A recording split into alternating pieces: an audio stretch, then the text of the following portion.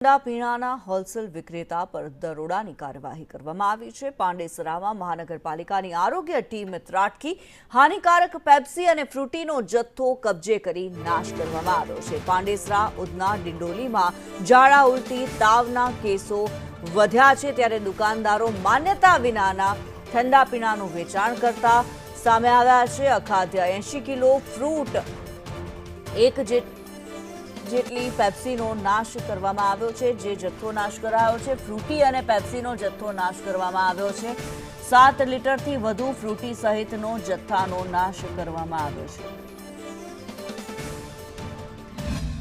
વિસ્તારમાં આપણા સ્લમ વિસ્તારો છે, ઉધનાજનના જેટલા સ્લમ વિસ્તારો છે જેમાં રોગચાળાનું પ્રમાણ હમણાં વધી રહ્યું છે, ત્યાં એક ઝુંબેશ હાથ ધરીએ છીએ, જેમાં અમારી એક ટીમ બનાવવામાં આવેલ છે અને ટીમ દ્વારા જે આવા વિસ્તારો છે ત્યાં કોઈ પણ અખાદ્ય વસ્તુ જેવી કે ઠંડા પીણા છે, કોલ્ડ ડ્રિંક્સ, ચા, મતલબમાં જે પેલા પેપ્સી જો બાળકો લે છે, અત્યારે ગરમીના કારણે આવું બધું લોકો વધારે પીવાનું પસંદ કરે છે, ઠંડા પીણા કે આ પેપ્સીઓ, તેને અમે જગ્યા પર જ જઈને જે તે દુકાન પર, સંસ્થા પર ચેક કરીને જો મળતું હોય આવી વસ્તુ જમા લઈએ છીએ। અખાદ્ય જે ખરાબ ખાવાની વસ્તુ જેવું છે એ બધી જમા લઈને તાત્કાલિક એને જગ્યા પર નાશ કરીને પાવડરનો છંટકાવ કરીને એને આમની સાથે ગાડી પણ છે, કચરાની ગાડી, એમાં અમે નાશ કરી દઈએ છીએ અને તાત્કાલિક ટ્રાન્સપોર્ટેશન મોકલી આપીએ છીએ।